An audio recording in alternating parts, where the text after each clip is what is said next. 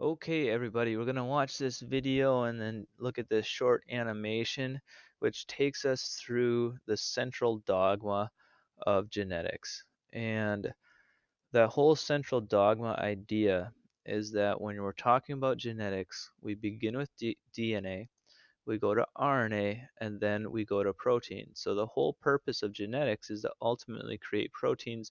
And since proteins run the show, the genes that we're thinking about within our DNA are basically just codes to make proteins.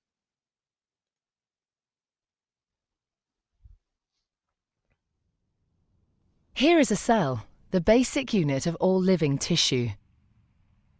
In most human cells, there is a structure called the nucleus.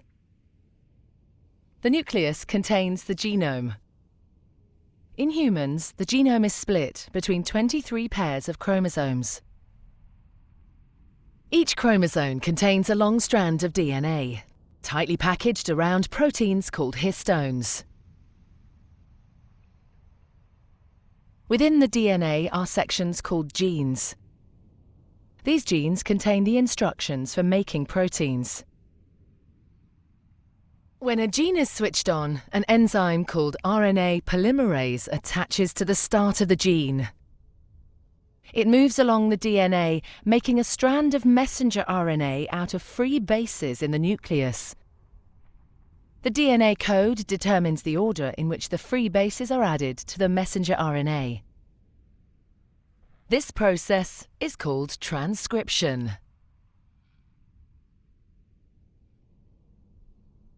Before the messenger RNA can be used as a template for the production of proteins, it needs to be processed.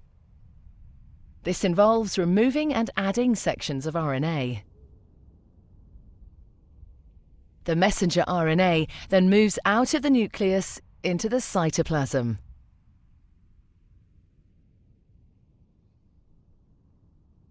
Protein factories in the cytoplasm, called ribosomes, bind to the messenger RNA.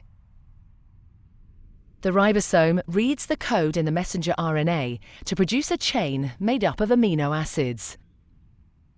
There are 20 different types of amino acid. Transfer RNA molecules carry the amino acids to the ribosome. The messenger RNA is read 3 bases at a time. As each triplet is read, a transfer RNA delivers the corresponding amino acid. This is added to a growing chain of amino acids.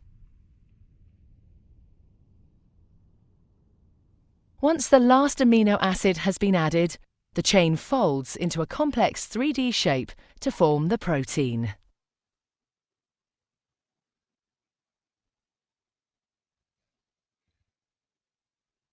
All right, so that's that. And again, this whole idea here that we're getting into and why we're watching the videos and the animations is you have a lot of words that aren't part of your normal vocabulary. So it's important that in order for your vocabulary to be functional and be useful, you have to associate words with a lot of times scientific models. So when you hear transfer RNA, you have a picture in your head. Or when you hear transcription, you have a picture in your head of what's going on. So I want to just quickly take you through this animation and then we'll call it good for this video. So at the center of most human cells is a structure called the nucleus. If you saw this picture, could you name these things and these things and these things and these things and this thing and those?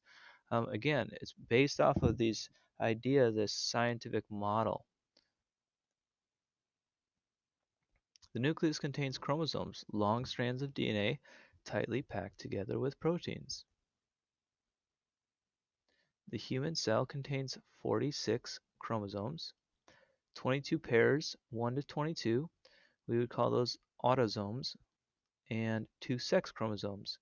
Females have 2 X's, a male is an X and a Y. Human cells contain 46 chromosomes, 22 pairs of chromosomes, 1 to 22. I just said that. All right, let's move on. Sections of the DNA strands are genes, coded instructions for the production of proteins or RNA molecules. Sequences at either end of the gene signal the start and finish of the instructions. To begin the process of making a protein, a gene must be switched on. Activator proteins bind to DNA promoter sites to the left or upstream of the gene. The activator proteins recruit transcription factors. These proteins include DNA helicase, which unwinds the DNA double helix, and RNA polymerase, which makes the RNA. RNA polymerase moves along the DNA template, making RNA complementary to one of the DNA strands. This is called transcription. RNA is made of ribonucleotides, which are attached to their complements in the DNA, A to T, C to G, G to C, and U to A. RNA includes uracil, not thymine as in DNA. Now, this is a part when we first learn about genetics, it's often left out. Before it leaves the nucleus, the RNA has to be processed. So it is the template that we do ultimately make the protein, but we have to do a couple things to it before we kick it out of the nucleus and go find the ribosome. So first, caps are added to each end.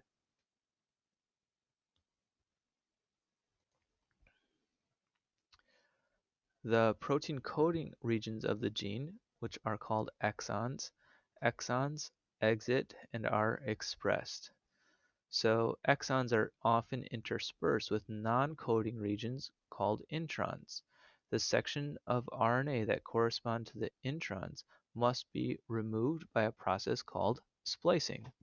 So again, this is all happening inside the nucleus. Bacteria do not have introns, so whatever they make leaves the nucleus and immediately goes into translation.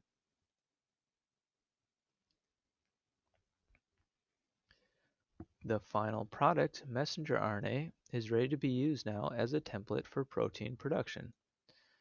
And that's when it leaves the nucleus and goes and finds a ribosome. The molecules that translate the RNA code into protein are called transfer RNAs. There are different transfer RNAs for each of the 20 amino acids that make up proteins.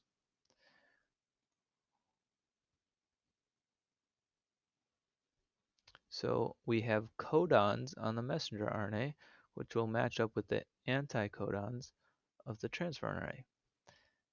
Each tRNA has a three-letter code that is matched with the RNA in the ribosome.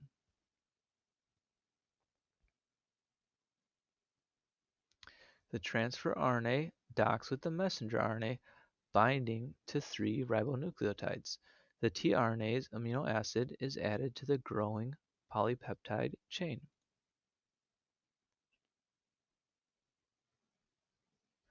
The transfer RNA docks with the messenger RNA, and again, we're adding these chains. As it docks, it keeps on adding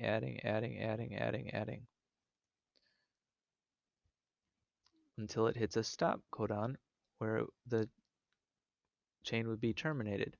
To form a functional protein, the amino acid folds into a complex three-dimensional shape. Again, everything works through shape within living things. Insulin, for example, is formed from a single chain of 110 acids. A small section is then snipped away, leaving 2 small chains bound together. Again, so there can be post-translational modification. So even after it folds, you can add or snip away different parts. And again, this whole idea, it's all about trying to picture different vocabulary.